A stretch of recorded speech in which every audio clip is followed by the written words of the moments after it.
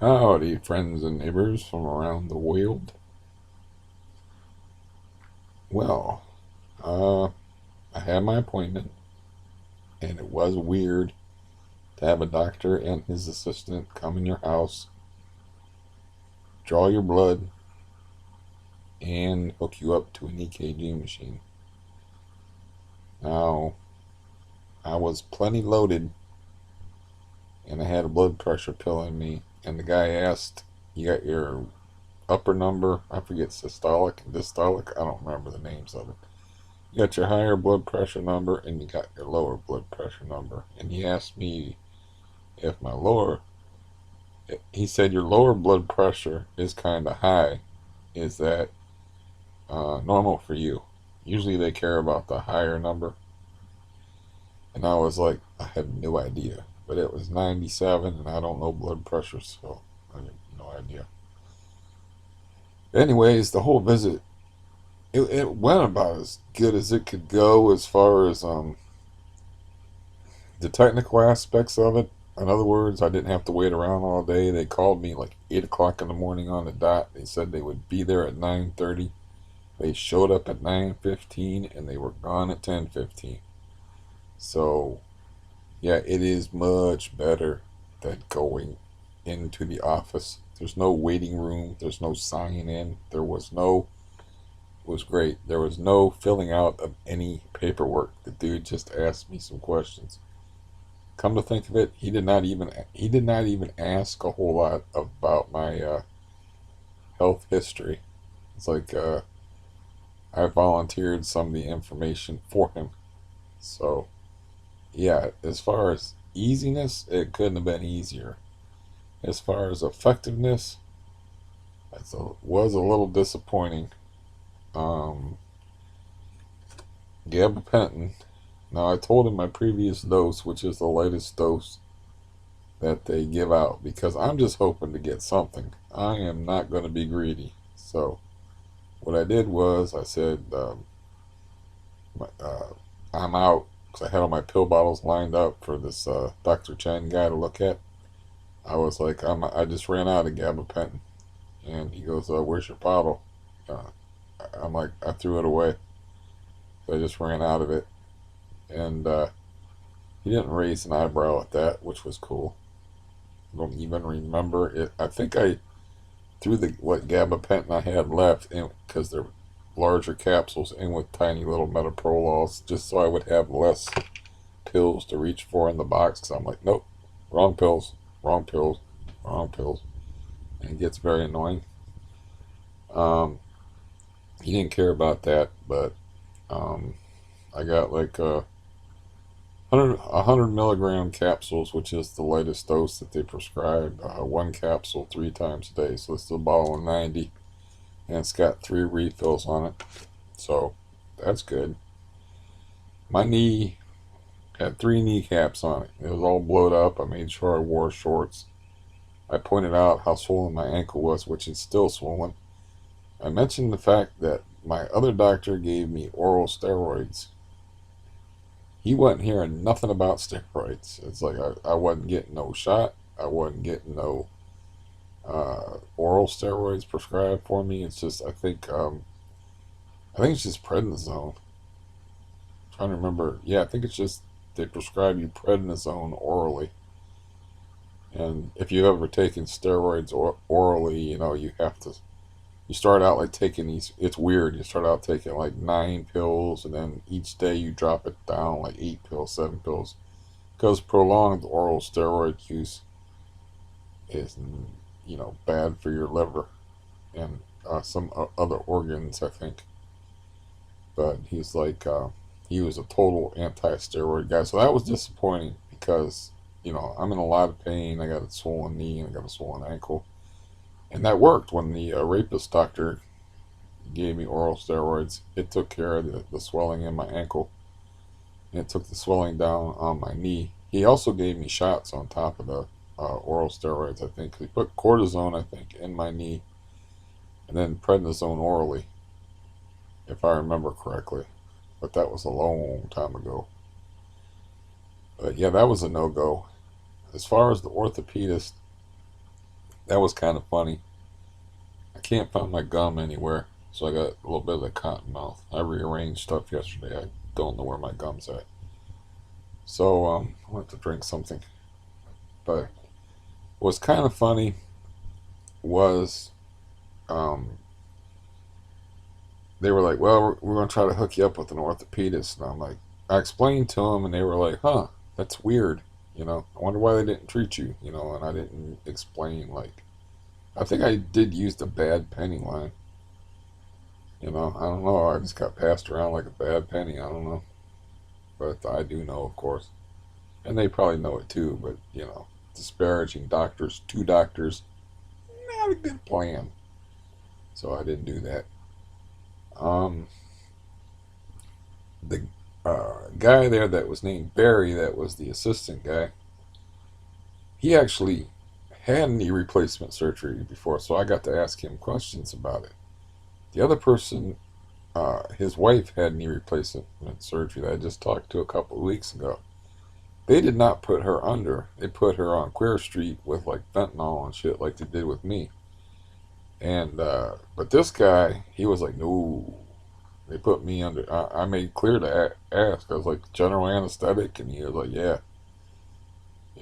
It's like you don't want to be awake for that, man, to hear all that grinding, and he made some. I don't know how serious he was, but he said, and bending your leg over top of your head and all whatever stuff they have to do. You don't want to be awake for any of that.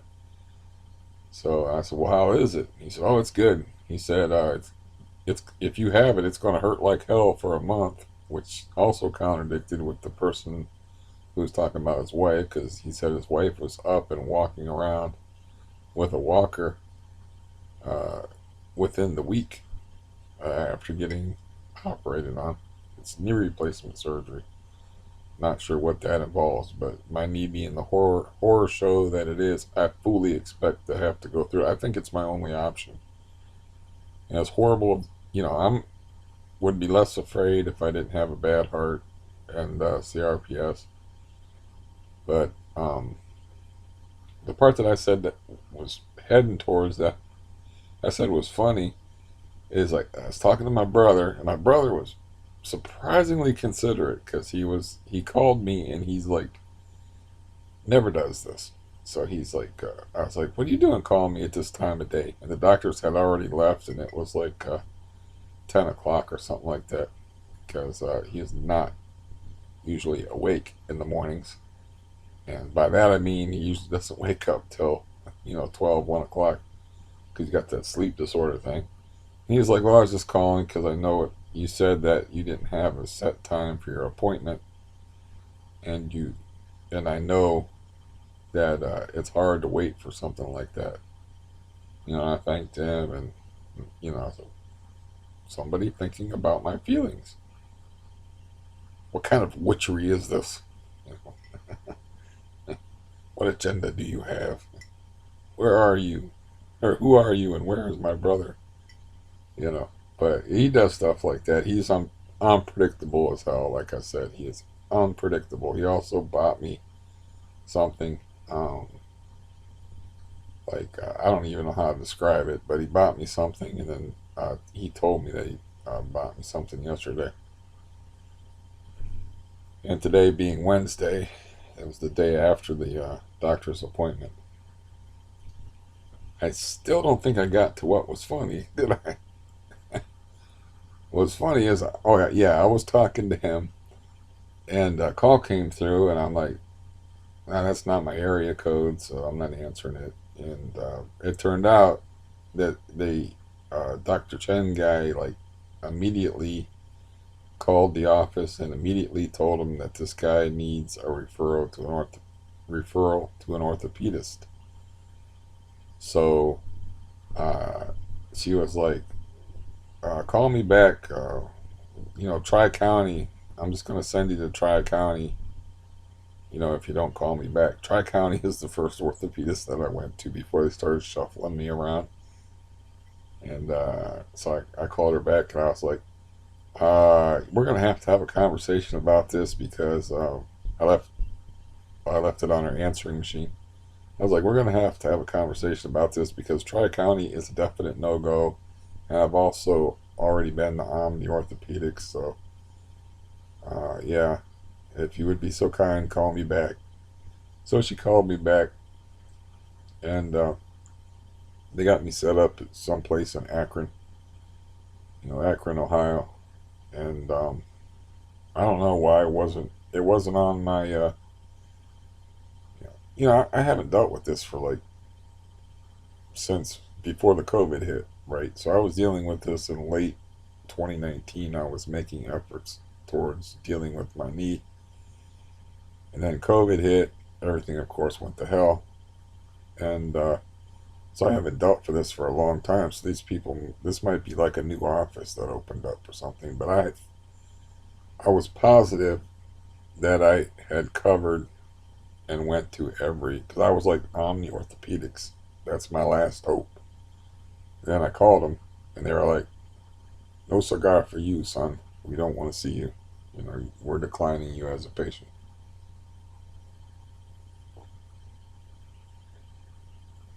So I'm still very nervous. My knee is just fucking horrible. It was like Monday. Those pills were waiting for me, but I had no way to get them. And Monday night, man, I was in horrible pain. And I'm thinking, this sucks, man.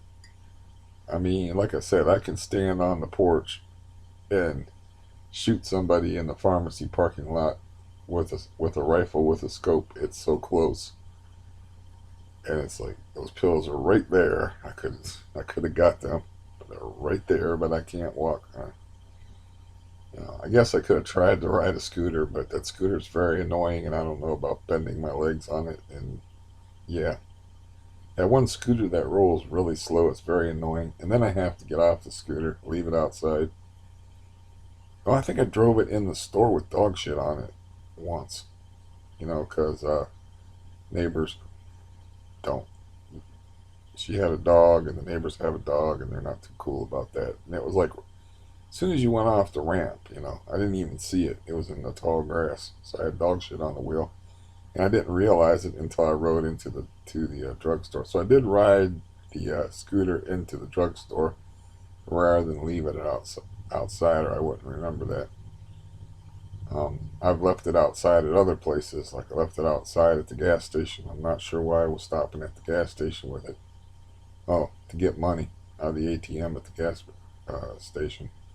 But I would have had to walk around the store and stuff. And, that pain hit me like late at night. And that drugstore would have closed anyway. But yeah, I was like, man, that sucks. Finally got pain pills, and I'm in like the worst pain. And I gotta wait till tomorrow. So tomorrow being Tuesday, I was surprised to that the aid worker that I like, the energetic 68-year-old, that's like super conscientious and everything. She was back on the schedule. I guess she's going to be my aid worker, which is a very good thing because she gets shit done.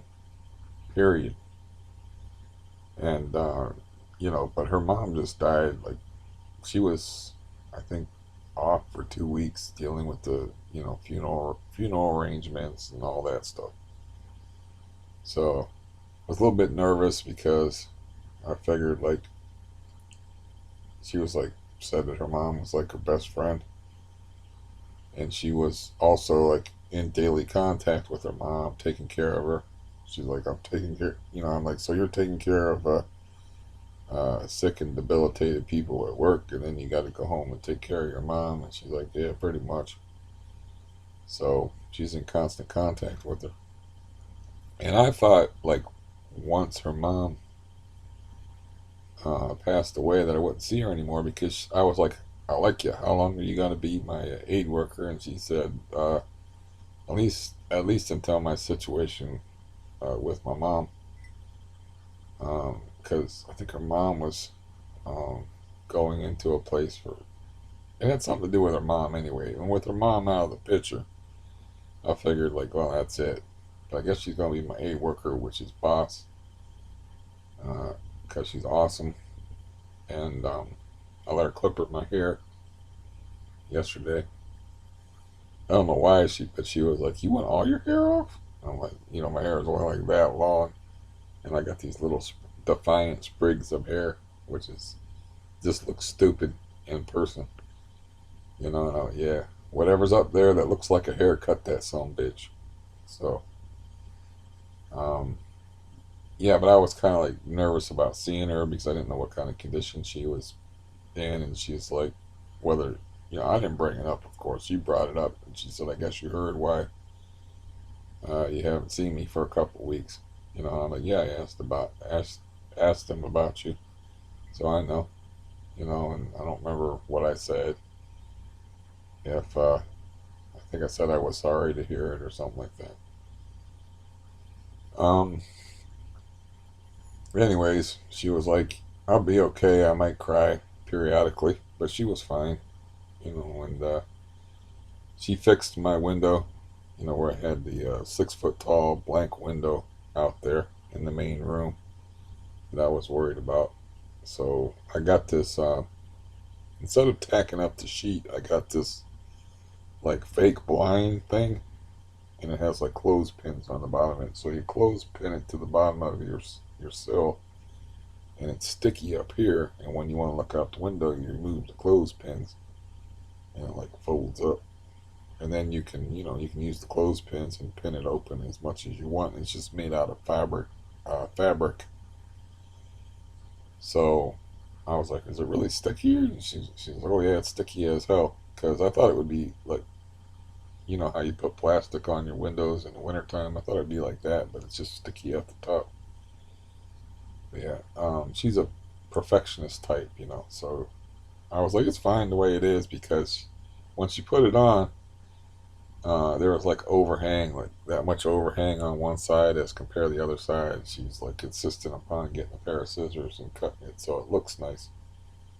And I was like, I'm not really a looks kind of guy, which I don't know if that's a bad thing or a good thing to say to a woman or not. But really not a looks kind of guy. Of course, everybody likes good looking women.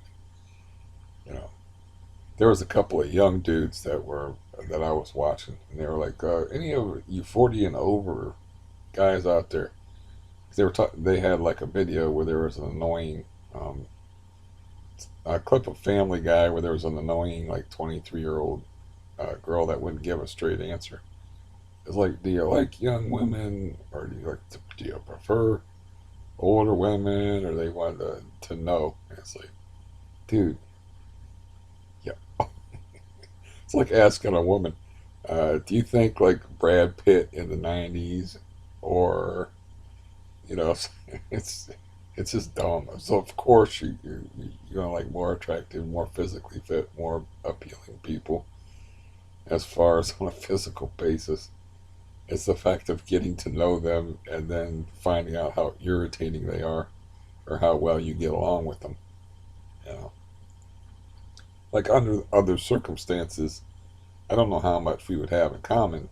I don't think we get along because of uh, me being odd and her being like a different type of personality. But I like this 68-year-old woman under different circumstances. You know, um, but you all doesn't change when you're a dude. It doesn't change, man.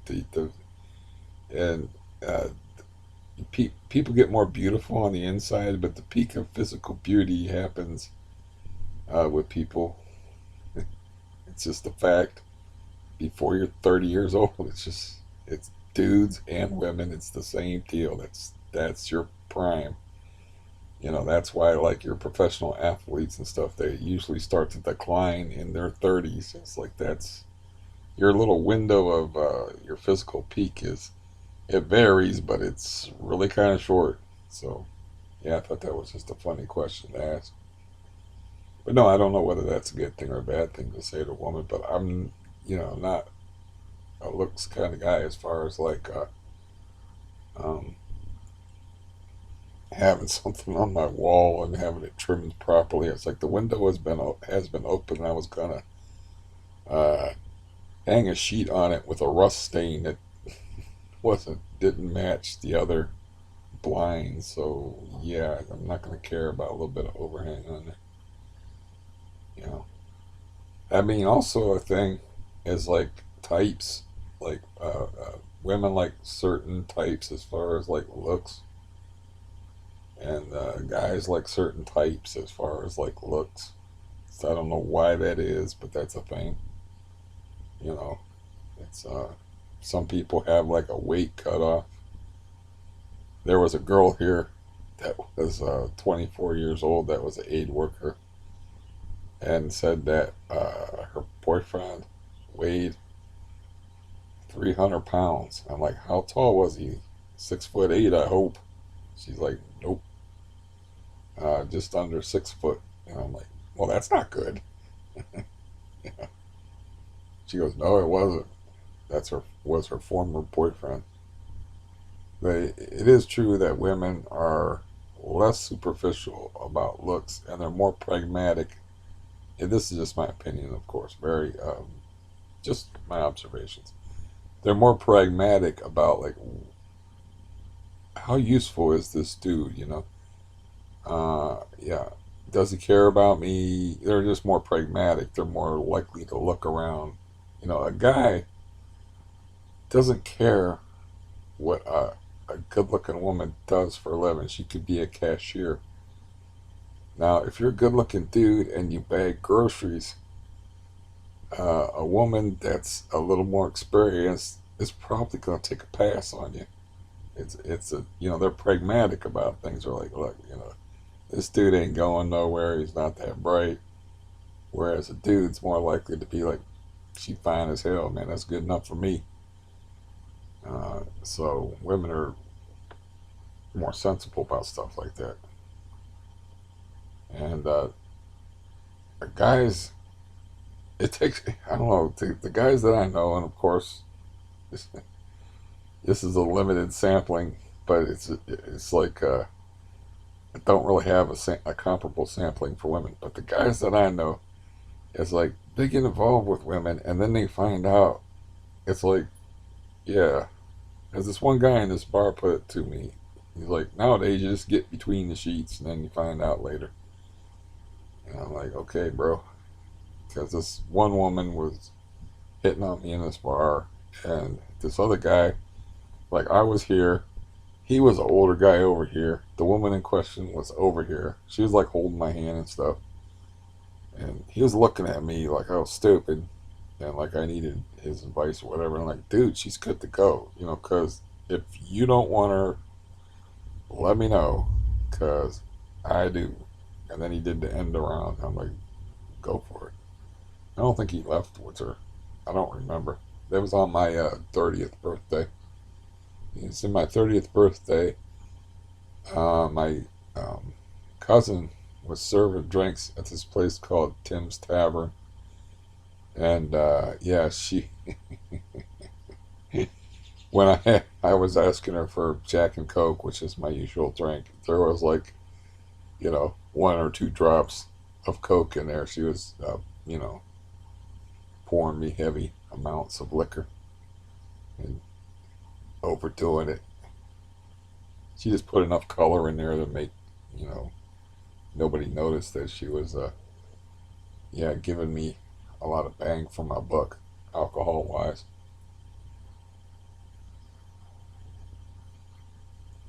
Tim's Tavern was like famous for their fish, so I had to eat fish. They're famous for their fish, but they also sell booze, and they also have creepy older dudes that do end arounds. But I remember that hard to forget where the dude's like whispering to me, "Dude, she's good to go." In other words, you can take her home and bang her if you want to. And he said, and he was like, there was apparently poor prospects in the bar at the time, but he's like, but he's like more or less asking my permission to go for it. I'm like, hey man, it's a free country. Uh, but I did, frankly, two of my friends already took that ride, so you know, yeah. I talked to um, one of them, and I was like, Well, like, is this the type of person like where she would like catch any feelings or anything like that? And he was like, hell no, you know. So it would have been, yeah. I don't think she would have been attached to me. Let's put it that way. If I wanted to celebrate my 30th birthday, yeah.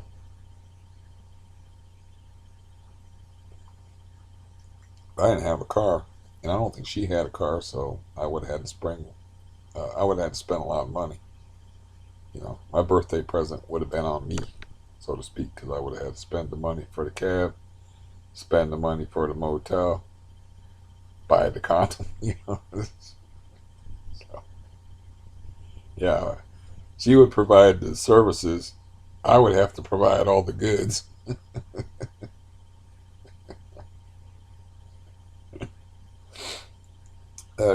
Anyways, so yeah, that's good. I got the same aid worker, the one that I like, and she's coming in on Friday, and this place is just, I have to, there was a thing, I'm stuttering and going this way and that all over the place. Why? I don't know.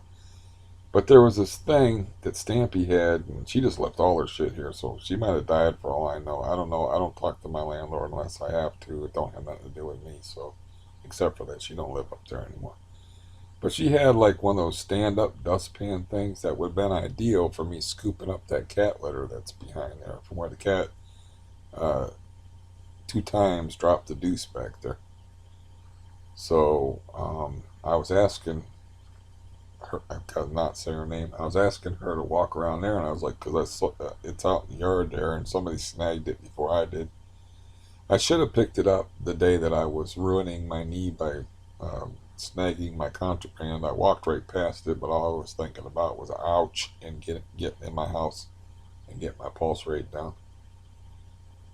It was like all I did when I woke up, and it's sunrise here, so I woke up very early, like 2:45 in the morning.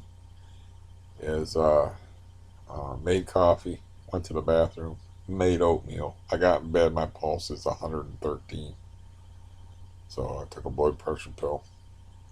Try and knock that down, but I don't know if it's the pain or what it is that drives my pulse rate crazy. They did an EKG on me like the day before, and they said your heart's a number one, and he was like, "Have you ever had your heart checked out for any like structural problems or anything like that?" And I said, "Yeah, I had the hmm, what is it? Esophageal. I want to say the right thing. Esophagocardiogram. They put the camera down there and they look at your heart from the back. I had them look at the heart from the front with the ultrasound. This is in September of 2019, and everything was cool. And I don't drink. I haven't smoked for years. And when I did smoke, I wasn't a heavy smoker. So, you know, everything should be good there. Now, as far as my diet and my cholesterol level, I don't know if they're going to test that through my blood or whatever. I don't know. My diet is, I like free, so I'm eating free food. And my food card is still in the hands of somebody else anyway. I told them drop it in the mailbox, but they never did. They're not spending the money off it. They're not dropping it in the mailbox. They got stuff going on I can't go into. So, yeah, they're busy with some serious nonsense. Uh, but, anyways, so I did lie to the doctor about one thing. He's like, have you had any shortness of breath or problems with breathing? And I said no. So I did lie to him about one thing. So I didn't want to tell him, I didn't want to have him tell me, go to the cardiologist, because I already know I got to go to the cardiologist. They might put me on a stress test or whatever, but I don't get much exercise because of my knees. So I imagine my cardiopulmonary health is not good. And I know my pulse rate's higher than it should be, which means my heart is working harder than it should be, and I just got a lazy heart.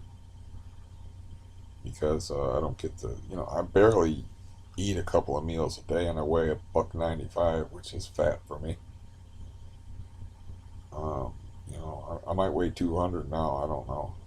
I gave my scale to my brother, who's his weight fluctuates. He likes to eat. He's got the sweet tooth and whatnot, and so he likes to keep his weight down. He also has like back problems that being heavy. So always give shit away. So I had this cool digital scale that I gave to him. Like this watch, it doesn't turn on until you like move. It's one of them scales that doesn't turn on until you step on it. And it's got the red digital reading on it. And I just gave it away. I don't think it really matters for me to keep track of my weight. It's not going to be useful information for me anyway, like my pulse. It's kind of useful information. My weight is fat. That's how much do you weigh? Fat. So, yeah. So I have more like pain and terror in my future. Is going to the orthopedist, but it could actually fix my knee. Now, whether I ever walk right or not, like the Dr. Chen guy was like, I noticed that your legs are like hyperextended, which is doctor talk for like you walk like a goddamn ostrich with your legs bent the wrong way. You know, you say that's your knee. The leg looks like that, pointing. It makes me fall over backwards a lot. I don't My right leg wasn't like that. My left leg might have been a little bit like that before this happened, but once I started having like the Baker cyst problems with my knee, and then this knee became an ostrich leg, but I might have had one ostrich leg before then. I tend to go about my business and not pay attention to my body. I find that's the best policy. I have to pay attention to my heart. I don't want to, but that's just what's my life policy. Well, it's basically fuck doctors, fuck my body, fuck everything. I'm just going to live the best life that I can live. So I didn't go to the doctor for like 15 years for anything. And it's a good 15 years until I was 36. From the time I was 21 to the time I was 36. I think 21, I think, is when I was in Cleveland Clinic Pain Management Unit. Then after that, I'm like, that's sort of like the ass end of the medical community, by the way, is when you go into pain management, that's like a last resort thing.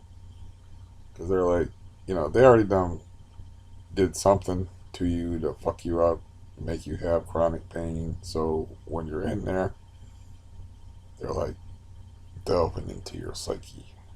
They're like, yeah. The guy that ran the place was Dr. Covington. He was very famous dude, and he had this theory that people exacerbate their own chronic pain and make their situations worse. It's sort of like Munchausen syndrome, because to get the benefits, they don't have to go out and work. They don't have to interact with irritating people. They can get free shit from the government and all that stuff. So there's like a reward system set up for your complaints of chronic pain and not living life. Because I remember he told me, the way I see your life unfolding, Steve, is that you'll be in your 60s complaining about the government not giving you enough money and watching a whole buttload of TV. I was like, well, that's not really how my life turned out at all. He told me that in 1991, so that's 30 years ago. It's not really how my life turned out at all. Yeah, that screws up my timeline, though, that I said earlier. So, in 91, I was 22 or 23, and 36. So, we'll be on the safe side and say 14 years without having to see any medical people. And then I had a cardiologist, that Labaviti guy, after I had my first heart episode at 36. But no, my life did not turn out that way at all. He was just, doing a forensic profile on what my life was going to be. Um, it didn't work out like that at all. You know, I'm grateful for the money that I get from the government. I never complain about it. Uh, let's see. I am not particularly bitter, except for I am bitter towards the medical community and my family, but I'm not bitter at God or bitter at life. Life is what it is, you know. Uh, I'm not even bitter about the stupid decisions. I've made so many mistakes in my life. You know, I'm not even bitter about that. I'm not a bitter person at all, really. It's like I have some bitterness now built up against my family. And then, like, I have, of course, bitterness against the landlord, but it's all based on logical things. You know, when people, like, yeah, I was going to say something crude, but I'll say something less crude. When people kick your ass, you don't say, hey, thanks for that. Enjoyed that. And then they kick your ass again. You're like, you know what? The second time around, it was even better, man. See you next week. So, yeah, there's reasons for my bitterness. I'm not even like bitter about being a old man, virgin, celibate, sweet little chaste motherfucker, because that's just the way it worked out. You know, it wasn't like I didn't have opportunities. I just didn't want to be annoyed. I had a lot of problems. I just didn't want to be annoyed. And I had vulnerability issues. And then, like, when I was healthy and virile and loaded with hair and stunningly handsome and all that, it's like I was, like, I had a life plan, like a moron. I had a life plan. I was like, you know, I'm going to be a writer. And then I'm going to find a woman and have a serious relationship with her. And then I can make up for all the horror that happened to me before I was 20. This is around when I was, 28, 30 years old, thinking about this shit. Like all the back surgeries and the tumor and all the stuff I went through before I was even 20 years old. I'll make up for all that because save myself for this woman. And, I'm a pretty smart guy, and I can always see, like, this person's gonna irritate the fuck out of me. Boy, is she hot. But in about a month, I'm gonna hate her. You know, I can always see that ahead of time. I always see that down the road. Pretty good at like reading that. You know, so I was kind of like just waited, and I was like, yeah. I had these novels written, and I'm like, okay, I'm gonna find a woman, and then she's gonna support me, and then I'm gonna publish these novels, and then she's gonna open up new dimensions in my life, and I'm gonna write even more novels because like words are easy for me. And I was like, I read a lot of books, and it's I forget which writer said this, but he's like, it's interesting when you're writing and for the first time you're reading other people's work, and you're like, I can do better than this. Like I had that experience where I was like, wait a minute, this shit sold 500,000 copies. Come on, I can do better than that. Um, anyways, so I'm not like bitter about that. I found myself in my true calling, which is a writer. Whether that, whether I'm any great, that's what I'm best at. Whether I'm any great shakes at it, I don't know. I'm, I, it was a weird experience because I wrote it with the specific purpose of trying to make money. And then once I wrote it, I was just so satisfied. I was like, I don't care. I just didn't care about money. I didn't have no woman. If I had a woman, I might have cared about money because, you know, I'm assuming she wouldn't want to live in a hellhole apartment with the ceiling falling in. She might want to live a little better than that. But anyways, so yeah, that Dr. Covington guy was wrong. Ed Covington. Wonder what he's up to if he's still alive. But yeah, he was. Cleveland Clinic's like a big deal. I think the only bigger deal is the Mayo Clinic. Cleveland Clinic's. You go there, man. You see people from all over the world, man. That's the place where I woke up in the Cleveland Clinic. I had that very weird day I'm not going to go into. But, I was waiting. I was all alone. And I was just in this general lobby area. And they had a couch with a little bit of like cushion on it. And I had it to myself. And I had some pretty good drugs from a test that I had earlier on. And I like passed out of sleep. And then I woke up to the muezzin calling, Allah Akbar. I woke up, and this was during the Gulf War era, like I think that was 1991. And I was hearing Arabic spoken all around me, and I was totally disoriented and high as fuck. And I was like, oh God, oh God, I have been kidnapped. Pretty soon, they're going to give me a script to read and tie me to a chair. And I realized where I was, and I was in the hospital, but I was just like, coming out of a sleep hearing, falafel. What I can't do Arabic. It was like really animated speech too. It wasn't like a calm conversation. There was several Arabic people. The men had turbans on. The women did not have burqas on, which I found interesting. But I remember the men had the turban things on. They were all chattering. They were doing it like right over top of me on this couch. But yeah, that was a funny experience. And I looked at my watch and I was like, why the hell isn't Wizard here yet? So my brother-in-law was supposed to pick me up. That's when I was living with them. And was that the day? I think that was the day I was shot up with nerve blocks. Because I remember thinking that this must be what heroin is like. Feels just too good. And I was feeling finer than hell, man. I was floating on a cloud of cotton candy. And I was feeling great, after they shot me up.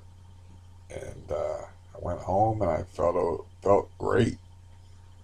24 hours later, back to the living hell of neuropathy and allodynia and all the other pain things. The idea was to shoot me full of all them drugs and, nerve blocks, they call it, and knock the CRPS back into remission. But I knew right away, no dice, did not work. So, I'm not even really mad about like um, doctors like not believing me about like CRPS because it was like a really obscure, weird disease pre-internet. Like now, a lot of people know about it because of the internet. Because this was I don't know when the internet became a thing where everybody had it, but this was happened in the 80s. I know the internet wasn't around in the 80s, so and I would go to doctors and they would be like, it was called RSD then, reflex sympathetic dystrophy, before they changed it to complex regional pain syndrome. But as Shakespeare said, a rose is a rose, no matter what you call that some bitch. So, I'd go to doctors and they would say, "What's RSD?" And I'd have to explain my disease to them. Once I got diagnosed with it, so I don't blame them even for not catching it. It would have been nice if they took my complaints more seriously about the pain that I was in, but that was just my psychological makeup from growing up with my father. Is you state your problems, you don't whine about them, you don't bitch about them. He did not approve of that behavior. He appreciated it if you stated your claim calmly and quietly. He did not appreciate the whole screaming and whining thing that apparently is normal for people who have sudden severe pain that feel when they feel like there's tiny little Apaches setting fire to their lower regions. But I was just like, hey, my legs are burning like hell. There's something wrong here. It's like it hurts. And then I refused to wear, I refused to cover up with a sheet. And they were like, you just can't lay there naked, Steve. And I said, well, keep my door shut. I'm like, I don't want nothing touching me, man. I hurt. And as now, this is when I was 18 and now I'm 53. And they made a compromise and they put the rails up on my bed and then they strung the sheet over top of the bed and tucked it in such a way that it wasn't touching me. It's like, you just can't lay there naked. At that point, when you're in that much pain, you don't care. I don't care. And yeah, because of the various tubes and stuff they had in me, they had a tube in my side, tube in my dick, and because of the way things were, I wasn't. They weren't gonna bother putting pajama bottoms on me or anything like that. I was in real bad shape. I did not want any blankets or sheets or anything on me or touching me. They should have thought that was weird. They should have thought I was either psychotic or there was something strange going on with my nervous system. They didn't decide to put me in the psych unit, and I have been put in the psych unit in the Cleveland Clinic before when I was 16. So that is something they do when people talk crazy. But when I was 16, I was talking more like devils are infesting my body crazy, not like, I don't want nothing touching my skin. I'm just going to lay here naked. Though running around naked is a sign of insanity. That is a sign of insanity. If a cop sees somebody running around naked, they're like, that dude's high as a motherfucker or out of his mind, one or the other or both. I saw that once when I was fishing in the park late at night. I saw some dude running around naked. And I was like, hope you don't run over here, man. That wasn't what we called the Pickle Park. Um, we called this place the Pickle Park. It's actually Waterworks Park is the name of the park, but it was famous for its homosexual activities. As a matter of fact, somebody that I know was walking down there at night and wasn't paying attention to what they were doing and tripped over two homosexual men having sex. I'm like, how the hell did you miss that? And she goes, look, I wasn't paying attention. I was looking at the street. There was some shit going on in the street. The next thing I know, I'm tripping over two dudes fucking. Like they must have been doing it pretty quiet. And she was like, I told you, there's a bunch of loud shit going on in the street. I did not hear them. And, they yelled at her like, hey, watch where you're going. Like it's normal to be fucking in the middle of a park because there's a stream running through this park and they were like, by this bush. I even know where the bush is at because I always used to fish in that stream beside that bush in the Pickle Park. So we called that the Pickle Park because it was a homosexual hangout. As a matter of fact, I had somebody following me around that one time, and that's when I figured out that like glaring at somebody from like far away is just making googly eyes at them. So I gave them my best like mean guy stare, like quit following me, I'm gonna fucking kill you, you know. And from a long ways away, that's just somebody making eyes at you, So the dude's like pulls up beside me and asks me if I want some head, and I'm like, no, thank you.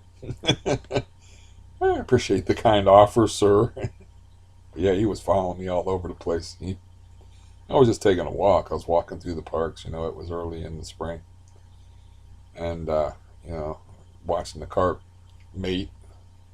I didn't see no homosexuals mating. I was looking at the carp. I was like, oh, the water's waking up because I'm a fisherman. I was like, yeah, water's getting to be that temperature. Things are warming up. It's just a sign of spring. Because I don't know if you know this, but when fish mate in shallow water, they're very enthusiastic about it. Much more enthusiastic than people on the shore behind bushes, apparently, that you can trip over. Because you cannot miss two carp fucking in the water. Because they make all kind of splashes. Their whole backs come out of the water. They're very enthusiastic about that. And since it's the park system, all you got is carp, catfish, and bluegill, and the occasional largemouth bass, and not much else. Rock bass, pretty limited selection of species. So I was just walking through the park, and this dude, I remember the car was blue, and the dude was older, and I was young and tasty. And yeah, he was following me around and offered to blow me. And this other time, this dude just come up out of nowhere and propositioned me. That wasn't in the Pickle Park, but the problem is, like, the parks were pretty close to each other. You had the Pickle Park, you had McKinley Monument, and then further down the road you had Stadium Park. But the Pickle Park and the Monument was pretty close, so you could get followed from the Pickle Park to the Monument. So this dude, I'm at the Monument, and this dude's offering to do whatever. And I remember he was confused. He didn't seem to be all there, but it was like 5 o'clock in the morning. I was just taking a walk around Don in the summertime, and he was like, "No." He was just shocked by my no. He was like, "You don't want to get it up and get it off?" I'm like, "No." And then, like, he just put his arm around my waist. You just need a little human contact. I'm like, "Dude," like that. And I told people that story. They're like, "Oh, I would have punched him in the fucking face or whatever." I'm like, "No, that would have been pathetic." It's like, I don't know what was wrong with that dude. I realized, you can't let no dude put his hands on you. But I was just like, "Dude, stop it, man. Get away from me." So, nobody can accuse me of being a homophobe. But I ain't hitting nobody. I was aware of how powerful I was, man. I would have destroyed that dude. And he wasn't like a little twink or nothing like that. He was a full size dude and all, but he was not in good shape, and he did not seem to be in the right frame of mind. I mean, I don't know if there was something wrong with him besides, maybe he had stayed up all night, drugs and alcohol. I don't know. It's a bad neighborhood. Yeah. Anyways, that's just my usual tangent about nonsense that gets dredged up in my mind that happened years ago when I used to have more interesting stories. Not great stories, but more interesting ones.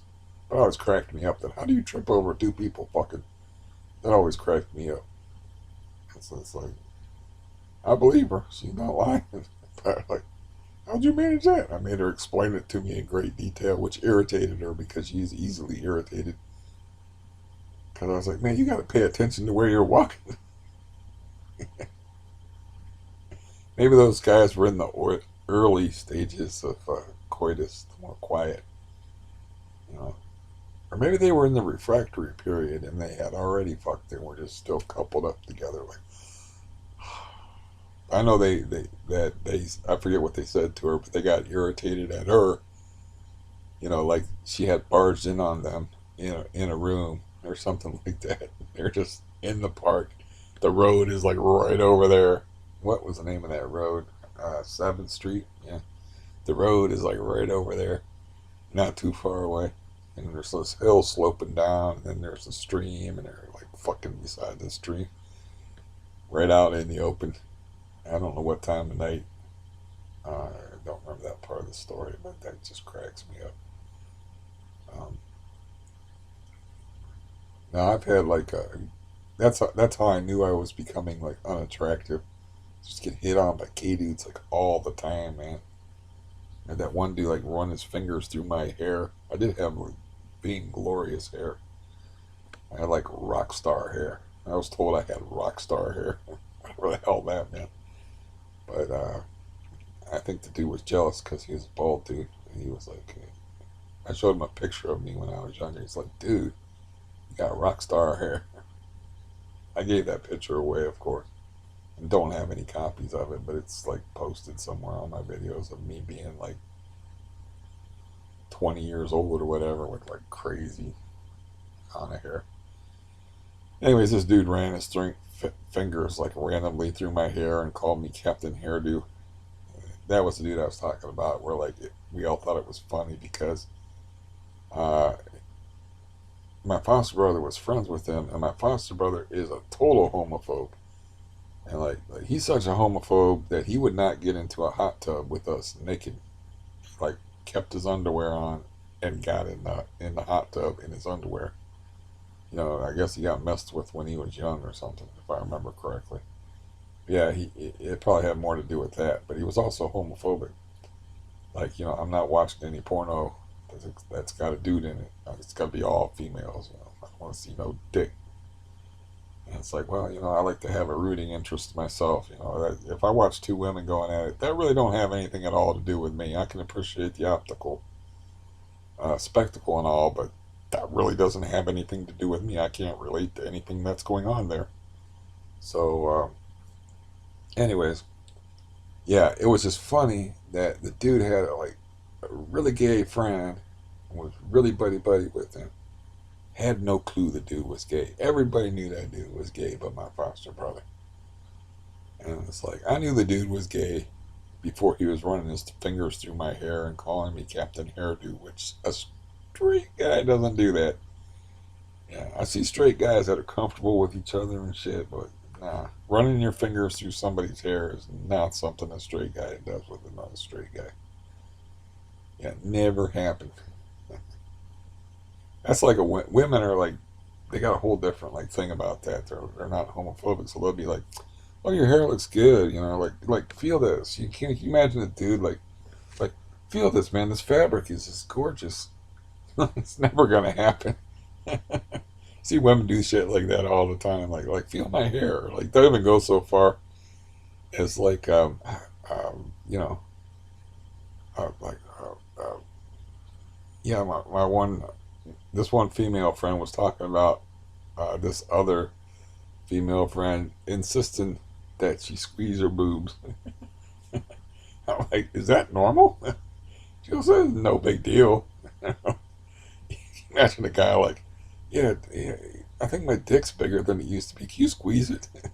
She was like, my boobs are just got bigger. It's like crazy. Check them out. Like what? Is that normal behavior? And women will do that like if they get implants, and they'll ask questions, and the one woman will be like, well, what they're like, and they're like, go ahead, experiment, give it a squeeze. And I'm like, yeah, you can't see no dude saying like, yeah, I had some penile surgery. Go ahead, man.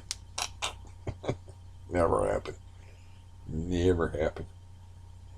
Or like you watch women um, doing stuff like fixing each other's hair. And if it's not in a hair salon, that's never happening between two friends. Dude, man, can you like brush my hair for me? Brush your own goddamn hair.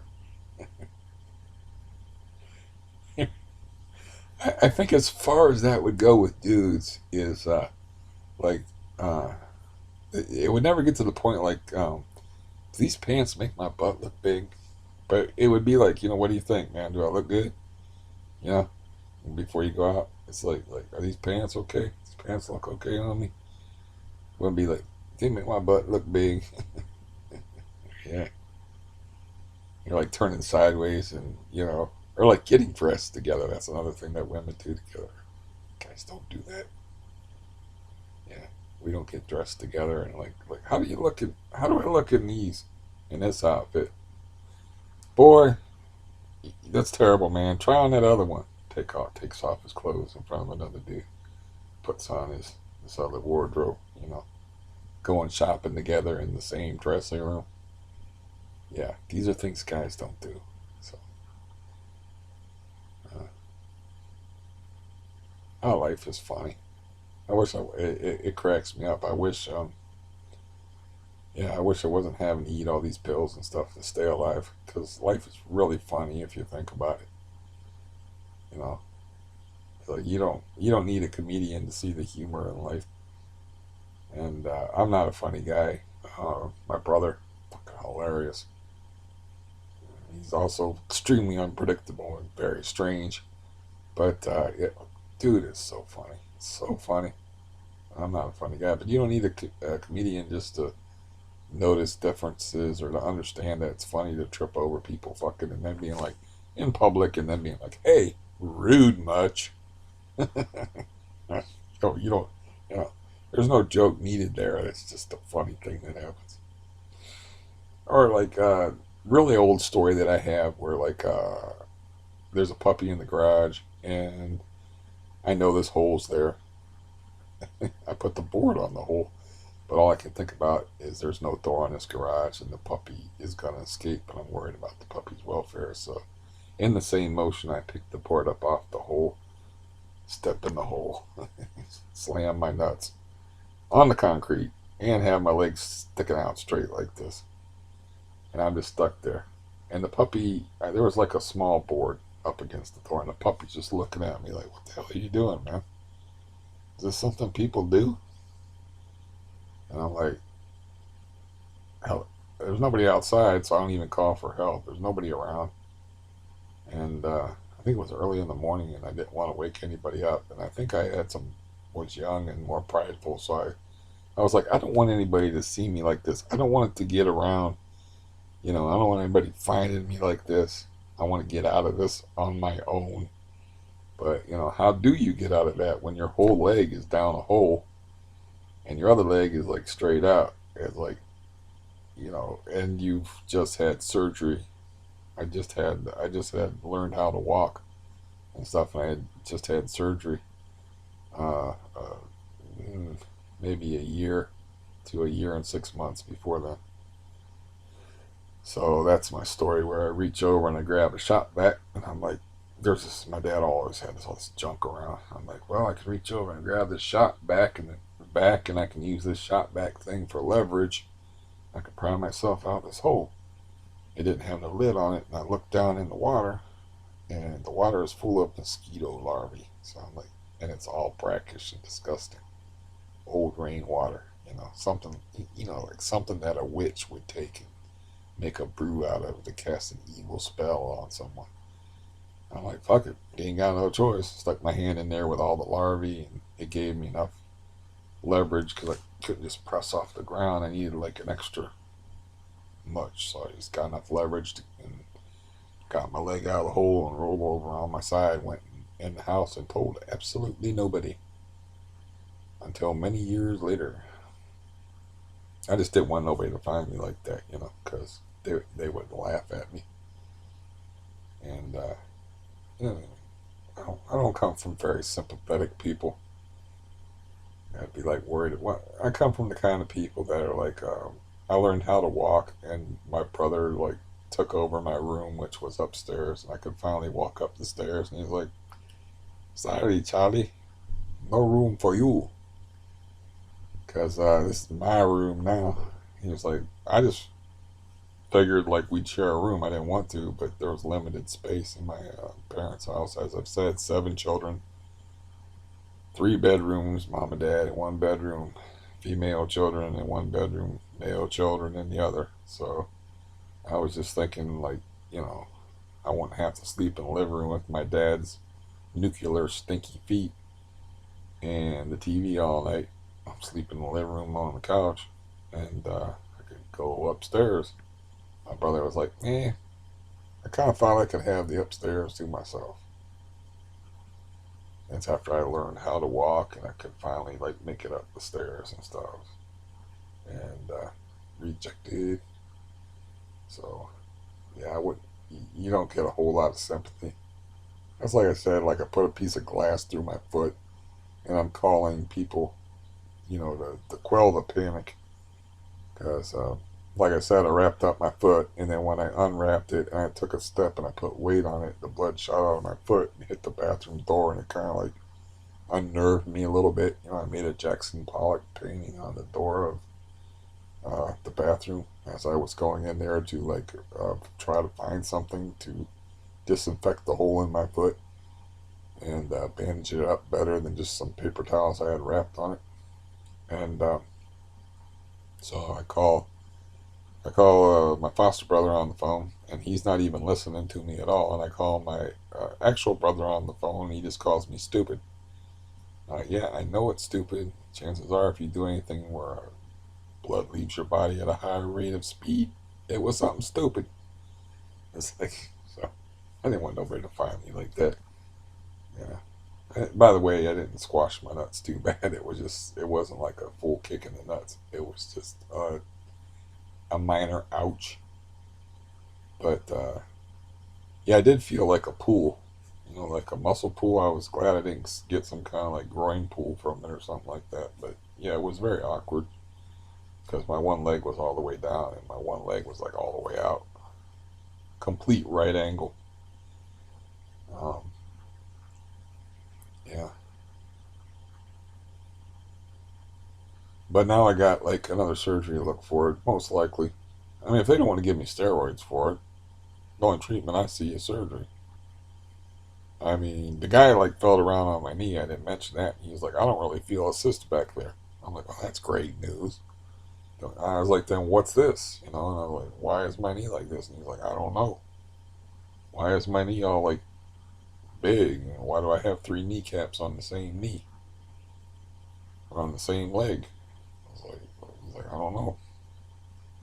I think like that's why I didn't get no steroids. He's like, let the orthopedist deal with that. What they don't realize is sometimes it takes 2 months to get into the orthopedist. So he talked to me about pain management. He's like, oh, why don't you go to he said, what are you using for pain? And I said, well, I was using Neurontin. He said, what about opiates? And I'm like, I don't want no opiates. He said, well, I can't prescribe you opiates anyway. You'd have to get those through pain management, which I guess is the deal now in Ohio. Because we have an opiate crisis here. We have a benzo crisis here too, but it's not on billboards. The opiate crisis says like, yeah. So, what does it say exactly? Uh, hmm. I think it says opiates have claimed X amount of lives on this big billboard in Canton, Ohio. You know, so it's just it's a big thing here because of the OxyContin, you know, hillbilly heroin thing and all that. Um, so I think just I think regular doctors just aren't prescribing opiates anymore. I know they don't give them to you. The last opiates I got prescribed was in 2019 from that exotic looking hot female doctor who was taking the place of the rapist doctor, which nobody knew he was a rapist at that time. That was later that they found out. But I only saw her. Her name's like Witten something or another. I only saw her a couple of times. M. Witten Soldner. Yeah. Anyways, yeah, that's the last time. And that's because she had like major tooth issues that were horribly painful, and I went there to get an antibiotic for my teeth, but she was like, "Man, I'm gonna give you some pain pills too." And that was the last time anybody prescribed any opiates for me, and it was codeine. So they might have changed that policy or whatever. But this guy said that you can only get opiates through pain management. You'd have to go to pain management to get them. Is what he told me on Monday. I don't want them anyway. Uh, so yeah, that'd be great. That'd be a lot of fun to listen to at night if I was like full of benzos and opiates amplified by Neurontin. Yeah, that would be entertaining, wouldn't it? You'd be better off watching an eggplant. So, um, yeah, he's like no Baker's cyst back there as far as I can tell. Like feeling the back of my knee, and he didn't do no crazy jimmying with my knee. But I forgot to warn him not to do that. You know, he just barely moved it.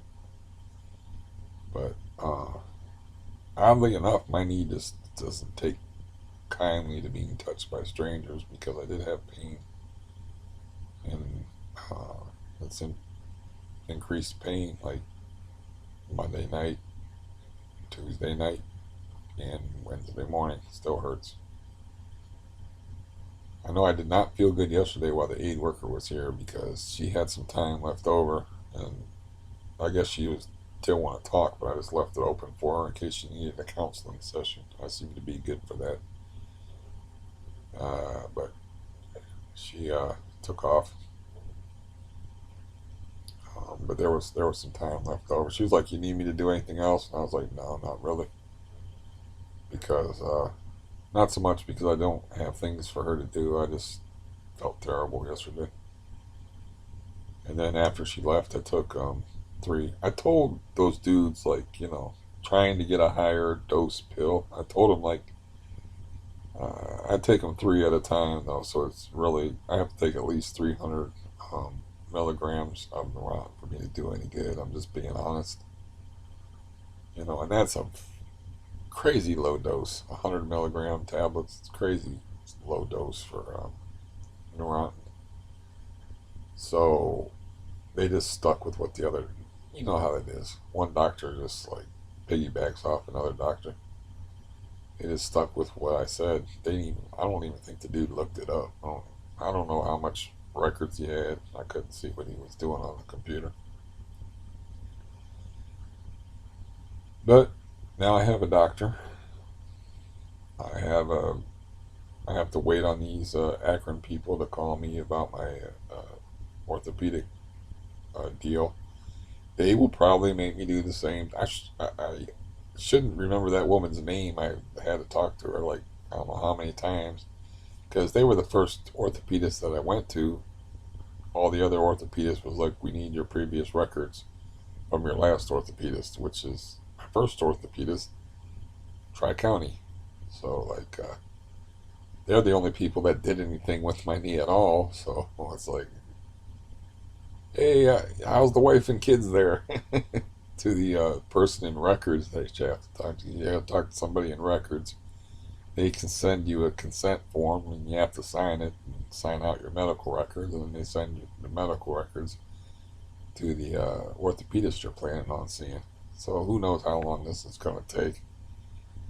Uh, I, I, I kind of worry about it being too late because I've had the problem now for between 7 and 5 years. I've had problems with my knee. My knee is deformed, and it's an ostrich knee and bent backwards, and it's really tough to look at.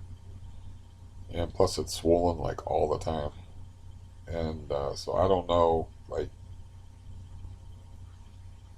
I assume they will do like some. If they're going to do anything with it, it's going to be something major. It's going to be like knee replacement, probably.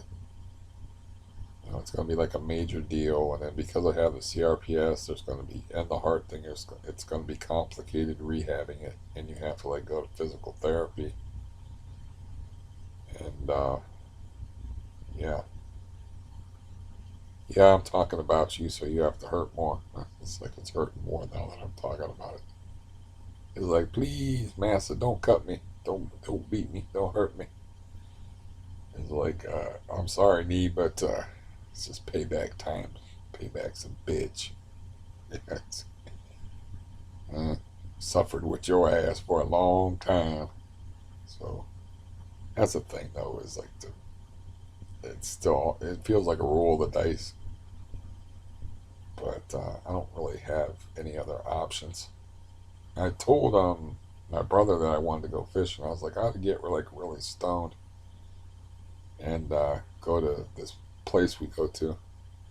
That's a private lake. I don't even need to buy a fishing license for it. Problem is, it's a pretty good trudge to get there. I was like, I could just like take my walker down because he's like, well, you could use a wheelchair, and I'm like, dude, you ever use a wheelchair? A wheelchair is not an off-road vehicle. It's like, yeah, pushing me in a wheelchair, that would be a lot of work. I could talk to my cop friend about that because they would probably like to see me go fishing since they're my friends. So I don't know how that would work. That place is, the ground is really rough, and there's actually wets. You know, there's like little wet spots you have to worry about and stuff. You could go like off roading in a wheelchair and have mud splashing up everywhere. But yeah, I gotta do something. I gotta get out of the house for my nerves and stuff. And I was thinking about it, and then as bad as my leg has hurt the last few days, and then I just get up and make oatmeal and coffee, and my pulse is 113. I was like, man, it might not be the best idea. At the same time, I want to do it. It's about at least a 100-yard walk over broken ground, over a bridge that's got a hump in it, and stuff like that. I assume, I don't know, I think my brother might have donated my mom's wheelchair to somebody, or, like Goodwill or something like that. assume between the two of them, they probably have a wheelchair. I don't want to use Roy's wheelchair because it's a piece of shit. And I used it before, and I'm not friends with Roy. He is an enemy. Though he told me I could borrow it anytime he wants, anytime I want, and it's in the hallway. So, but I was thinking, like, I could just use a walker and rest, walk, rest. I was like, by the time I get to the pond, you guys will probably be better, ready to go home. But I'm too fat now for y'all to carry me. You got a bad back. He's 67. Y'all are strong and shit, but that's a long haul to carry somebody. You carry me like Bill Parcells, except for you guys aren't football players. You're just dudes. Yeah, you're not football players benching 400 pounds in the weight room, carrying me off the field like a triumphant Bill Parcells. I'm about in his weight class now. Maybe not quite. I'm not sure how tall he is. Yeah, that's something I want to do, but I'm not sure it's a great idea. I don't like to be the guy to ruin the fishing trip. It's like, I'm sorry guys, but my pulse is 130, and yeah, I should probably go home, but I could take all my medications with me and get all doped up. It would be nice just to sit and watch. I'd be happy just to sit outside and watch them catch fish. I don't have to catch any fish. You know, they could have a chair set up for me by the water and can sit in the chair. Wheelchairs are very uncomfortable to sit in if you've ever like sat in one. I'm also broad across the shoulders, so lots of times I suffer from narrow chair syndrome. It's like those fold up chairs with the cup holders. The metal on them always hurt my back because I'm too broad across the shoulders, and I don't fit in wheelchairs. It's like the same deal. I'm scrunched in a wheelchair, so I'll think about that. See how it goes. Maybe I'll give. There's no time like the present. Maybe today I could get my friend to call and say like ask. He might know the logistics of it. I haven't been there for a long time. I know it's a pretty good haul from the parking lot to the water because it's just somebody's pond. And the house is here, and the parking lot is here, and then you got to walk across this grass. You walk across a bridge, and you walk across more grass to this little pond that's all loaded with largemouth bass.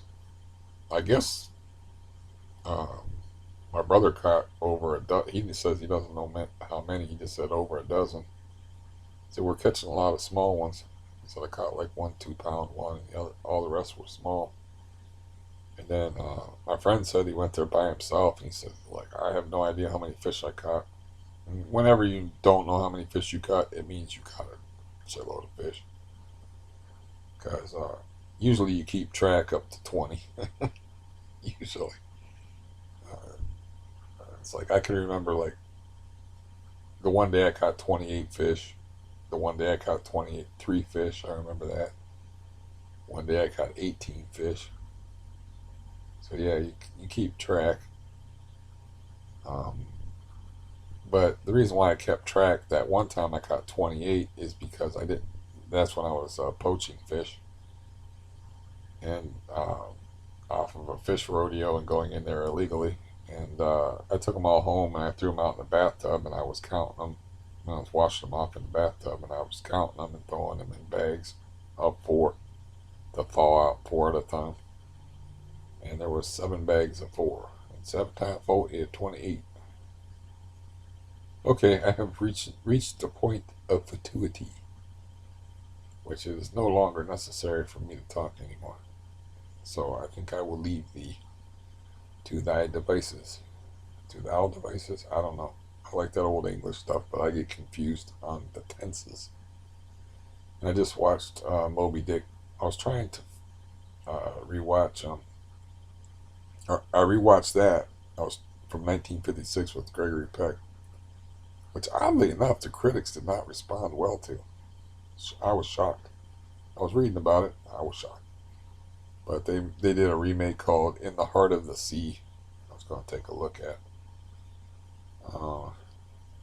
yeah, that's why I was doing the Old English thing. But yeah, it's time for me to take my leave. I done run my mouth enough for one video, I think. And I will talk to you at a later time. Goodbye and good luck with your next few days. Keep your chin up and all that stuff people say.